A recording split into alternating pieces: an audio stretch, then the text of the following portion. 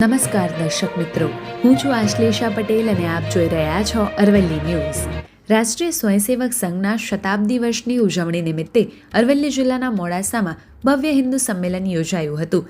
ભારતની હજારો વર્ષ જૂની સનાતન હિન્દુ સંસ્કૃતિ માત્ર એક ધર્મ નહીં પરંતુ જીવન જીવવાની એક આધ્યાત્મિક અને સંસ્કારસભર પદ્ધતિ છે.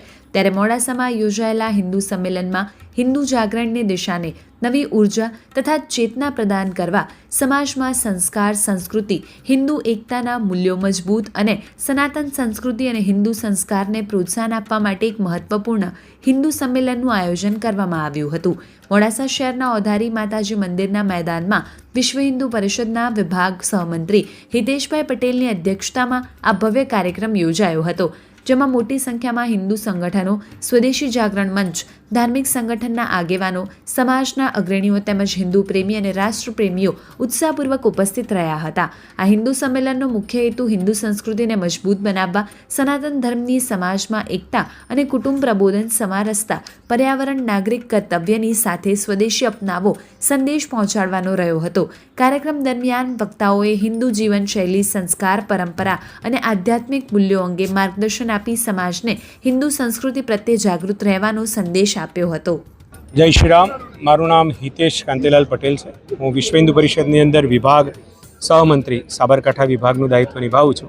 આજરોજ મોડાસા ખાતે હિન્દુ સંમેલન સમિતિ મોડાસા દ્વારા એક વિશાળ હિન્દુ સંમેલનનું આયોજન કરવામાં આવ્યું હતું, જેની અંદર આપણે સૌ જાણીએ છીએ કે રાષ્ટ્રીય સ્વયંસેવક સંઘ જ્યારે પોતાનું શતાબ્દી વર્ષ ઉજવી રહ્યું છે ત્યારે એના ઉજવણી સ્વરૂપે ગામે ગામ હિન્દુ સંમેલનો થઈ રહ્યા છે, જેની અંદર હિન્દુ સંમેલન દ્વારા સામાજિક સમરસતા સમાજમાં ઊભી થાય, નાગરિક કર્તવ્યબોધનું લોકો પાલન કરે, પર્યાવરણની સુરક્ષા કરે, સાથે સાથે કુટુંબ પ્રબોધન જળવાય અને સ્વદેશી લોકો અપનાવી રાષ્ટ્રને વિશ્વગુરુ બનાવવા તરફની દિશામાં આગળ વધે, એ માટે દરેકે દરેક જગ્યાએ નાના મોટા હિન્દુ સંમેલનો થઈ રહ્યા છે. આજરોજ જે મોડાસા ખાતે હિન્દુ સંમેલન યોજાયું એની અંદર મોડાસાના તમામ હિન્દુ સંગઠનો, રાષ્ટ્રીય સ્વયંસેવક સંઘ અને એની વિવિધ ક્ષેત્રો જેટલા પણ છે એના માતાઓ, બહેનો, ભાઈઓ, વડીલો ખૂબ મોટી સંખ્યામાં ઉપસ્થિત રહ્યા અને સૌએ ભેગા મળીને હિન્દુ રાષ્ટ્રનું નિર્માણ થાય, હિન્દુ સનાતન ધર્મનું રક્ષણ થાય અને આપણા દીકરા દીકરીઓની અંદર સંસ્કારોનું સિંચન કરી તેઓ પણ મહારાણા પ્રતાપ, છત્રપતિ શિવાજી, રાણી લક્ષ્મીબાઈ જેવા બને એવો એક ભાવ રજૂ કરવામાં આવ્યો હતો. માત્ર ને માત્ર સંમેલનો કરવા નહીં પરંતુ સંમેલનની અંદર થતી વાતોનું આચરણ થાય એ ઉપર પણ સવિશેષ ભાર મૂકવામાં આવ્યો હતો. જય હિન્દ, જય ભારત, જય શ્રી રામ. મોડાસા નગરમાં આજે રાષ્ટ્રીય સ્વયંસેવક સંઘના 100 વર્ષ પૂર્ણ થયેલા હોવાથી જે અખિલ ભારતીય લેવલે હિન્દુ સંમેલનો થઈ રહ્યા છે એ અંતર્ગત આજે મોડાસા નગરમાં હિન્દુ સંમેલનનું આયોજન કરવામાં આવ્યું. એમાં વિવિધ સંસ્થાઓ, વિવિધ સંગઠનો, ધાર્મિક સંગઠનોનો સાથ સહકાર રહ્યો અને ખૂબ સારી એવી મોટી સંખ્યામાં ભાઈઓ અને બહેનો ઉપસ્થિત રહ્યા અને વક્તાઓનું વ્યક્તિત્વ પણ કુટુંબ પ્રબોધન, નાગરિક કર્તવ્ય એવા પંચ પરિવર્તનના જે વિષયો લઈને નીકળ્યો છે સંઘ સમાજ સાથે, એના વિષય પર ભાર મૂકવામાં આવ્યો અને ખૂબ સારી રીતે આજનો કાર્યક્રમ પૂર્ણ થયો.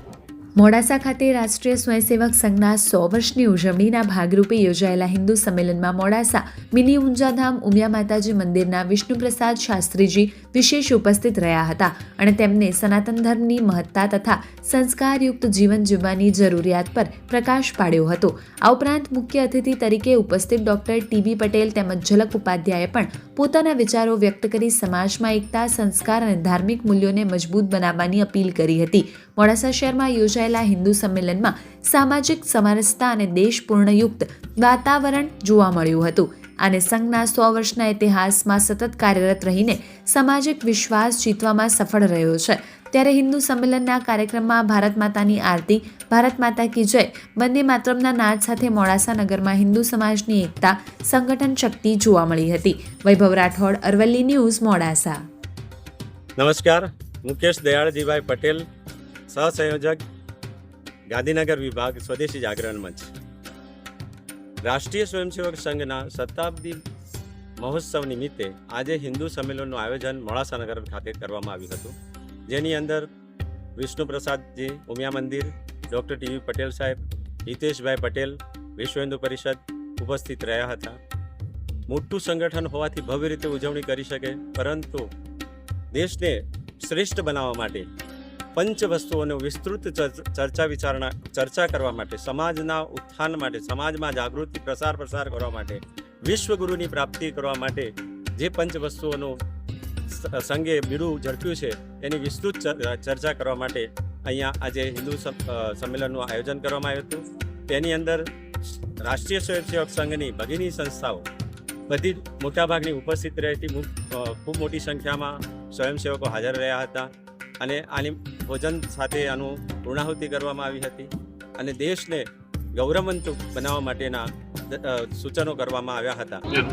આજે મોડાસામાં હિન્દુ સંમેલનનું આયોજન કરવામાં આવ્યું છે અને બહોળી સંખ્યામાં અહીં નગરજનો હિન્દુઓ ઉપસ્થિત રહ્યા.